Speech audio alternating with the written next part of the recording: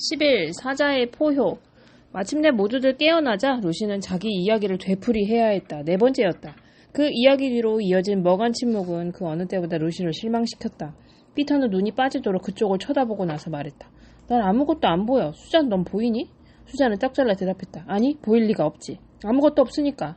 루시가 꿈을 꾼 거야. 다시 누워서 잠이나 자, 루시. 그러나 루시는 떨리는 목소리로 말했다. 저 다들 나와 같이 갔으면 해. 난 누가 가든 안 가든 그분과 같이 가야 하거든. 수잔이 말했다. 루시 바보 소리 그만해. 네 맘대로 못 가. 오빠 못 가게 해. 루시는 정말 버릇이 없어졌어. 에드먼드가 말했다. 루시가 가야 한다면 나도 가겠어. 전에도 루시가 옳았으니까. 피터가 말했다. 루시가 옳았다는 건 나도 알아. 오늘 아침 일도 루시가 옳았을지 몰라. 우린 협곡 아래쪽으로 내려갔다가 혼쭐 났으니까. 그래도 지금은 아직 밤중이야. 게다가 아슬라님이 우리한테는 왜 안 보이지? 저는 그런 적이 없잖아. 그분답지 않아. 찐꼴찌는 할 말 없어요? 저야 아무 할 말 없습니다. 폐하들께서 모두 가신다면 물론 저도 가야죠. 만일 폐하들께서 두 방향으로 나뉜다면 저는 제왕 폐하를 따르겠습니다. 그것이 제왕 폐하와 캐스피안 왕에 대한 도리니까요. 그런데 제 개인적인 생각을 물으신다면 평범한 난쟁이에 불과한 저로서는 낮에도 못 찾았던 길을 이 밤중에 찾는다는 게 불가능해 보입니다. 게다가 말하는 사자이면서도 아무 말 않거나 다정한 사자이면서 아무런 도움도 주지 않고 엄청나게 커다란 사자이면서 아무한테도 보이지 않는 그런 마법의 사자 따위는 필요 없습니다. 제겐 다 부질없는 소리 같습니다. 루시가 재촉했다. 서두르라면 앞발로 땅을 구르고 계셔. 우린 당장 가야 해. 나 혼자라도 가야 한다니까. 수잔이 말했다. 네가 그런 식으로 우리를 강제로 끌고 갈 권리는 없어. 4대 1이야. 게다가 넌 나이도 가장 어리잖아. 에드먼드가 화난 목소리로 소리쳤다. 어이 그만해. 우린 가야 해. 안 그러면 계속 이렇게 시끄러울 거야. 에드먼드는 완전히 루시 편을 들기로 작정했지만 밤잠을 설쳐 짜증이 나 있던 터라 그 분풀이로 모든 일을 아주 뾰루통하게 처리했다. 피터가 지친 듯 방패에 팔을 끼고 투구를 쓰면서 말했다. 그렇다면 가야겠지. 다른 때 같으면 피터는 자기가 가장 좋아하는 동생 루시가 지금 얼마나 비참한 심정인지 알고 또 어떤 일이 일어나더라도 그건 루시의 잘못이 아니라는 사실도 알고 있었기에 다정하게 말을 건넸을 것이다. 그런데도 피터는 루시에게 슬그머니 짜증이 나는 것을 어쩔 수 없었다. 수잔이 가장 심했다. 나도 루시처럼 행동할 수 있어. 다른 사람들이 가든 말든 난 여기 남겠다고 협박할 수 있다고. 나도 내 뜻대로 하겠어. 트럼프킨이 만류했다. 예왕폐와 피터 제왕을 따르십시오. 자, 다 함께 떠납시다. 어차피 잠도 못 잘 바에는 여기 서서 얘기만 하고 있느니 차라리 어서 길을 떠나는 게 좋겠습니다. 그렇게 해서 결국 다 함께 움직이기 시작했다. 루시는 수잔한테 터뜨리고 싶은 말들을 입 밖으로 내뱉지 않으려고 입술을 꽉 깨물며 앞장서서 갔다. 그러나 아슬란에게 시선을 집중하는 순간 루시는 모든 것을 다 잊어버렸다. 아슬란은 몸을 돌려 그들보다 30m쯤 앞에서 어슬렁어슬렁 걸어가고 있었다. 다른 사람들은 아슬란이 보이지도 않았을 뿐더러 아무 소리도 들리지 않았기 때문에 루시가 가는 대로만 따라갈 수밖에 없었다. 거대한 고양이 같은 아슬란의 발은 풀밭을 지나면서도 전혀 소리를 내지 않았다. 아슬란은 춤추는 나무들이 서 있는 오른쪽으로 그들을 이끌며 점점 협곡 가장자리로 가까이 다가갔다. 루시는 사자만 쳐다보며 걸었고 나머지 사람들 역시 루시만 바라보고 걸어갔기 때문에 나무들이 여전히 춤을 추고 있는지 어떤지는 아무도 몰랐다. 트럼프키는 속으로 맙소사 이거 난감하군. 이 미친 짓이 달밤에 절벽을 기어오르다가 목이 부러지는 걸로 끝나지만 않았으면 하고 생각했다. 아슬란은 한참이나 절벽 꼭대기를 따라 걸으며 절벽 가장자리에 작은 나무들이 바투 자라고 있는 곳에 다다랐다. 거기서 아슬란은 방향을 바꾸더니 어느새 나무들 사이로 사라져버렸다. 그것은 마치 절벽 아래로 뛰어내리는 것처럼 보여 루시는 숨이 탁 멎는 줄 알았다. 하지만 루시는 아슬란을 놓치지 않는데 열중한 나머지 멈춰서서 생각할 겨를도 없이 속도를 더 내어 자기도 곧 나무들 사이로 들어갔다. 아래를 내려다보니 바위들 사이 협곡으로 비스듬히 나 있는 가파르고 좁은 길과 그 길을 따라 내려가고 있는 아슬란의 모습이 보였다. 아슬란은 돌아서서 행복한 눈길로 루시를 바라보았다. 루시는 손뼉을 치고는 아슬란의 뒤를 따라 엉금엉금 기어 내려가기 시작했다. 뒤에서 다른 사람들이 외치는 소리가 들려왔다. 야 루시 세상에 조심해. 거긴 협곡 끝이야. 어서 돌아와. 그리고 조금 뒤에 에드먼드가 목소리 들렸다. 아니야 루시가 제대로 간 거야. 내려가는 길이 있어. 그 길을 반쯤 내려갔을 즈음에 에드먼드가 루시를 따라잡았다. 에드먼드는 흥분을 감추지 못하고 말했다. 저길 봐. 저거. 우리 앞에서 기어가는 저 그림자는 뭐지? 그 루시가 말했다. 그분 그림자야. 루시 정말 네가 옳다는 걸 믿어. 아까는 저게 왜 안 보였을까? 그런데 아슬라님은 어디 계셔? 그야 물론 그림자하고 같이 있지. 오빠한테는 안 보여? 글쎄 언뜻 본 것 같기도 하고 빛이 하도 희한해서 말이야. 트럼프킨의 목소리가 뒤쪽에서 들렸다. 에드먼드 폐하, 계속 쭉 내려가십시오. 그리고 훨씬 뒤쪽인 꼭대기 근처에서 피터의 목소리도 들려왔다. 수잔 힘내. 손 좀 내밀어봐. 어휴, 갓난아기도 내려오겠다. 불평 좀 그만해. 몇 분 뒤 그 모두들 바닥에 다다랐을 때에는 요란한 물소리 때문에 귀가 먹먹할 지경이었다. 아슬라는 고양이처럼 사뿐사뿐 이 돌에서 저 돌로 한 걸음씩 옮겨가며 시내를 건너는 중이었다. 중간쯤 가다 걸음을 멈추고 고개를 숙여 물을 마신 아슬라는 물이 뚝뚝 떨어지는 텁수룩한 머리를 들어 다시 그들 쪽을 바라보았다. 이번에는 에드먼드도 아슬란을 알아보고 앞으로 튀어나가며 소리쳤다. 오, 아슬란님! 그러나 사자는 몸을 휙 돌려 러시강 건너편에 있는 비탈길을 터벅터벅 오르기 시작했다. 에드먼드가 소리쳤다. 형, 피터 형, 형도 봤어? 뭔가 보긴 봤어. 하지만 이런 달빛 속에서는 알아보기 힘들어. 일단 계속 따라가자. 루시 만세를 부르며 말이야. 지금은 아까의 밤만큼도 안 피곤한걸? 아슬란은 서슴없이 그들을 왼쪽 협곡 위로 이끌었다. 그 여행은 온통 야릇한 꿈속을 돌아다니는 듯한 느낌이었다. 요란한 물소리, 축축한 잿빛 풀, 어렴풋이 다가오는 절벽, 그리고 줄곧 소리 없이 앞서가고 있는 찬란한 동물. 이제 수장과 난쟁이만 빼고는 모두 아슬란을 볼 수 있게 되었다. 곧 저 멀리 절벽으로 올라가는 가파른 길이 또 하나 나타났다. 그 절벽은 방금 내려왔던 것보다 훨씬 높았으며 길도 훨씬 길고 지겨운 갈지자 모양으로 나 있었다. 다행히 달빛이 협곡 바로 위에서 내리비추고 있었기 때문에 어느 쪽으로도 그림자가 지진 않았다. 아슬란의 꼬리와 뒷발이 꼭대기 너머로 사라지자 루시는 금방이라도 숨이 넘어갈 것 같았다. 그러나 젖먹던 힘까지 다해 아슬란의 뒤를 쫓아 헐떡헐떡 후들거리는 다리로 기어 올라가자 글래스 워터만을 떠난 뒤로 그렇게 가려고 애썼던 언덕이 보였다. 히스와 풀과 아주 커다란 바위 몇 개가 달빛을 받아 하얗게 빛나고 있는 완만한 비탈은 800m 전방까지 길게 뻗어 있었고 나무들은 가물가물 눈에 들어왔다. 루시는 그곳을 알고 있었다. 바로 돌탁자 언덕이었다. 짤랑거리는 쇠사슬 갑옷 소리를 내며 나머지 일행이 루시를 뒤따라 기어 올라왔다. 아슬란은 미끄러지 그들 앞으로 나아갔고 그들은 아슬란의 뒤를 따라 계속 걸어갔다. 수잔이 조그맣게 속삭였다. 루시, 응? 이젠 그분이 보여. 미안하다. 괜찮아. 하지만 난 그동안 네가 생각하는 것보다 훨씬 못되게 굴었어. 사실은 그분이란 걸 믿고 있었어. 어제 말야. 그분이 전나무 숲으로 내려가지 말라고 경고하셨을 때 그리고 오늘 밤에도 그분이었다는 걸 정말로 알고 있었어. 네가 우리를 깨웠을 때 말야. 마음속 깊은 곳에서는 그랬다는 얘기야. 아니, 마음이 가는 대로만 했으면 믿을 수 있었을 거야. 하지만 난 오직 숲에서 벗어나고 싶다는 마음뿐이었어. 그리고 또 나도 모르겠어. 이제 와서 내가 그분께 무슨 말을 하겠니? 루시가 나직이 대꾸했다. 아마 말할 필요도 없을 거야. 곧 나무들이 있는 곳에 다다랐다. 나무들 사이로 그들이 통치하던 시대 이후 돌탁자 언덕, 즉 아슬란의 언덕 위에 새로 쌓아 올린 거대한 둔덕을 바라보았다. 트럼프킨이 투덜댔다. 우리 편 경비는 엉망이군. 지금쯤은 신분을 밝히고 암호를 대라고 했어야. 그때 다른 네 사람이 동시에 속삭였다. 쉿. 방금 아슬란이 걸음을 멈추고 돌아서서 그들과 마주보고 서 있었기 때문이었다. 너무나도 위험이 있는 그 모습에 모두들 두려움을 느끼는 만큼 기쁘고 기쁨에 넘치는 만큼 두려웠다. 남자 아이들이 앞으로 나아가자 루시는 길을 비켜주었고 수장과 난장이는 뒷걸음질을 쳤다. 피터 제왕은 한쪽 무릎을 꿇고 사자의 무거운 앞발을 얼굴 쪽으로 들어 올리며 말했다. 오, 아슬라님, 저는 몹시 기쁩니다. 그리고 몹시 죄송합니다. 길을 떠난 이후로 저는 줄곧, 특히 어제 아침부터는 더욱 일행을 잘못 이끌었습니다. 사랑하는 아들아. 그렇게 말하고 나서 아슬라는 몸을 돌려 에드먼드를 맞았다. 정말 잘했다. 잠시 엄숙한 침묵이 흐르는 굵직한 목소리가 사방을 흔들었다. 수잔 아무 대답도 하지 못했고 다들 수잔이 울고 있다고 생각했다. 아슬란이 말했다. 얘야, 넌 그동안 두려움에 귀 기울여 온 거야. 이리 오너라. 내가 숨결을 불어넣어주마. 두려움은 잊어버려라. 자, 이제 다시 용기가 생기느냐?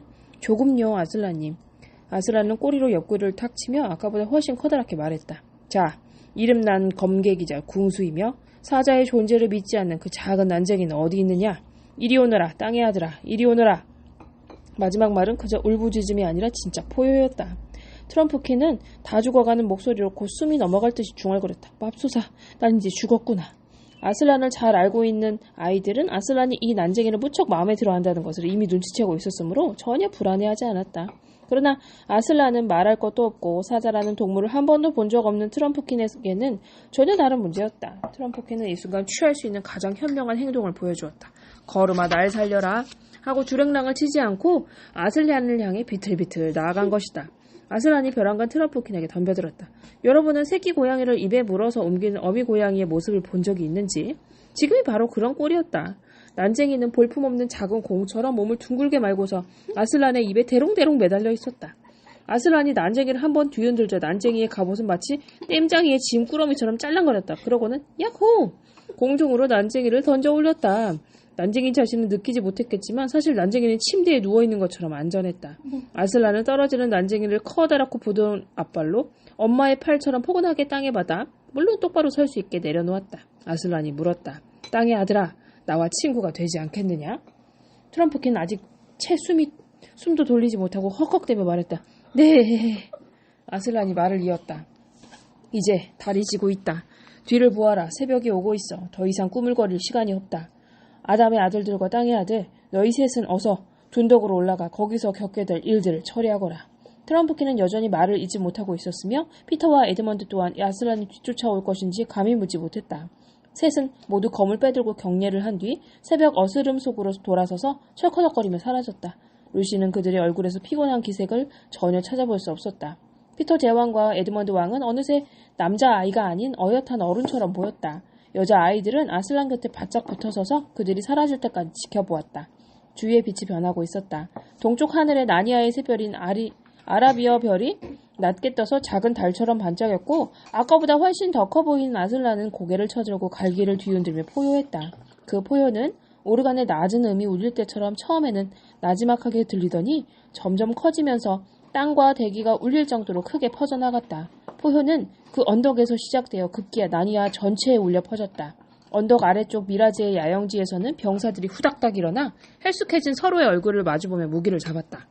그보다 더 아래쪽인 큰 강에서는 가장 추운 그 시각에 물의 요정들이 머리와 어깨를 물 위로 드러냈고 텁스룩한 수염을 가진 강의 신이 얼굴을 나타냈다. 그 너머 들판과 숲에서는 토끼들의 예민한 귀가 굴 밖으로 올라오고 잠에 취한 새가 머리를 날개 밑에서 쑥 드는가 하면 부엉이가 울어대고 여우가 짖어대고 고슴도치가 툴툴거리고 나무들이 몸을 흔들었다.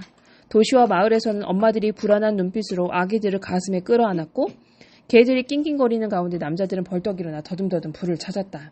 저 멀리 북쪽 변방에서는 산 거인족들이 컴컴한 성 입구에서 바깥을 살폈다. 루시와 수자는 먼지 모를 거무스름한 형체들이 언덕을 넘어 사방에서 다가오는 것을 보았다. 처음에는 땅 위로 피어오르는 검은 안개 같더니 점점 다가올수록 더 높이 솟아오르는 검은 바다의 거센 물결처럼 보였다. 숲이 움직이고 있었다. 세상의 모든 나무들이 아슬란을 향해 앞다투어 달려오는 것 같았다. 그러나 아주 가까이 다가온 나무들은 나무처럼 보이지 않았다. 그리고 나무들이 다 함께 기다란 팔을 흔들면서 몸을 낮추어 아슬란에게 절을 하자 루시는 자기를 둘러싼 나무들이 인간의 모습을 하고 있다는 것을 알게 되었다. 창백한 자작나무 소녀들은 고개를 흔들었고 버드나무 여인들은 아슬란을 보려고 얼굴을 덮은 머리카락을 뒤로 쓸어넘겼으며 여왕 같은 자태의 너도밤나무들은 가만히 서서 아슬란을 우러러 보았다. 텁스룩한 참나무 남자들, 개날프 몸매로 슬픔에 잠겨있는 느릅나무들, 머리가 흥크러진 호랑가시 나무들, 그들은 거무스레한 빛깔로 칙칙했지만 그 부인들은 열매 덕분에 모두들 환해 보였다. 쾌활한 마가목들이 모두 절을 하고 다시 일어나 제각기 쉰 목소리, 꺽꺽대는 목소리, 물결처럼 부드러운 목소리, 가지각색의 목소리로 외쳐댔다. 아슬란님! 아슬란님! 아슬란을 애워싼 무리의 수가 점점 불어나고 다시 한번 춤판이 벌어진 것이다. 춤이 너무 빨라지는 바람에 루시는 정신이 하나도 없었다. 그리고 루시로서는 어디서 왔는지 알 수 없는 색다른 사람들이 나타나 나무들 사이를 신나게 누비고 다녔다. 그중 한 젊은이는 곱슬머리에 덩굴 화관을 쓰고 사슴 가죽만 걸치고 있었다. 그토록 야성적으로 보이지만 않는다면 그 젊은이의 얼굴은 남자치고 꽤나 예뻤다. 며칠 뒤에 에드먼드가 그 젊은이를 보고 무슨 일이든 정말이지 무슨 일이든 할 친구야 하고 말했는데 여러분도 그 젊은이를 보았다면 이 말에 고개를 끄덕였을 것이다. 그 젊은이의 이름은 아주 여러 가지인 모양이었다. 브로미오스, 바사레오스, 램도 그 많은 이름 가운데 끼어 있었다. 그리고 주위에는 그 젊은이만큼이나 야성적인 소녀들이 많았다. 심지어는 뜻밖에도 당나귀를 탄 사람까지 있었는데 모두들 웃어대면서 요를레리 요호호 하고 외쳤다. 그 젊은이가 외쳤다. 아슬라님, 이게 람프, 떠들썩하게 노는 거라는 거죠? 그들은 정말 신나 보였다. 그런데 모두 자기들이 하는 놀이를 각각 다르게 생각하면서 어울리고 있는 것 같았다. 그 놀이가 술래잡기인 것도 같았지만 루시는 누가 술래인지 알 수 없었다. 모두들 눈가리개를 한 것처럼 행동하는 것만 보면 장님놀이 같기도 했다. 신발 찾기 놀이처럼 보이기도 했다. 하지만 신발은 아무데도 없었다. 그런데 당나귀를 탄 엄청나게 뚱뚱한 노인 때문에 더욱더 종잡을 수 없었다. 뚱뚱한 노인은 갑자기 간식 먹을 시간이야! 하고 소리를 지르며 당나귀에서 떨어질 뻔했는데 다른 사람들이 얼른 나귀 위에 다시 올려주었고 그 사이 당나귀는 이 모든 것이 서커스라도 되는 줄 아는 뒷발로 서서 걷는 묘기를 보여주려 했다. 그러는 동안 사방에서 포도 잎사귀들이 자꾸자꾸 생겨났고 순식간에 잎사귀뿐 아니라 포도 덩굴까지 뒤엉켰다. 그것들은 주위의 모든 것을 휘감아 오르기 시작했으며 어느새 나무 사람들의 다리를 타고 올라가 목을 휘감고 있는 모습도 눈에 띄었다. 루시는 손을 들어 머리카락을 쓸어 넘기려다가 자기 손도 포도 덩굴 줄기에 걸려있다는 것을 깨달았다. 당나귀는 아예 포도 덩굴 더미가 되어버렸다. 꼬리는 완전히 덩굴로 휘감겼으며 두 귀 사이에 무언가 거무스름한 것이 달랑거리고 있었다. 루시는 다시 한번 자세히 들여다보고 나서 그것이 포도송이라는 것을 알게 되었다. 그때부터는 머리 위, 발 밑 할 것 없이 온 천지가 포도송이로 가득했다. 그 노인이 다시 간식 하고 고래고래 소리쳤다. 그때부터 모두들 먹기 시작했다. 여러분의 세상에 아무리 훌륭한 온실이 있을지라도 그런 포도는 맛본 적이 없을 것이다. 그야말로 둘이 먹다 하나가 죽어도 모를 꿀맛이었다. 껍질은 단단하고 탱탱했지만 입안에서 터질 때 확 퍼지는 차갑고 달콤한 맛은 정말 일품이었다. 수장과 루시에게 이렇게 맛있는 포도는 난생 처음이었다. 그런데 지금은 모두가 실컷 먹고도 남을 만큼 잔뜩 있었고 게다가 식사 예절을 차릴 필요도 없었다. 끈적끈적하고 얼룩덜룩한 손가락들 천지였고 입마다 포도가 꽉 차 있는데도 웃음소리는 끊이질 않았으며 요를레이 요호호 하는 요들송 소리도 그칠 줄 몰랐다. 그러다 모두들 갑자기 무슨 놀이든 간에 놀이와 축제를 끝내야 한다는 느낌이 동시에 들면서 다 함께 숨을 헐떡거리며 땅바닥에 털썩 주저앉았다. 그러고는 아슬란의 이야기를 들으려고 그쪽으로 고개를 돌렸다. 바로 그 순간 해가 막 떠오르고 있었으며 루시는 뭔가 기억나는 듯 수잔에게 속삭였다. 언니, 나 저 사람들이 누군지 알았어. 누군데? 야성적인 얼굴의 젊은 남자는 바쿠스이고 당나귀를 탄 노인은 실레노스야. 옛날에 툰누스 씨가 저 사람들 얘기해줬던 거 기억 안 나? 기억나고 말고. 그런데 루시, 뭔데?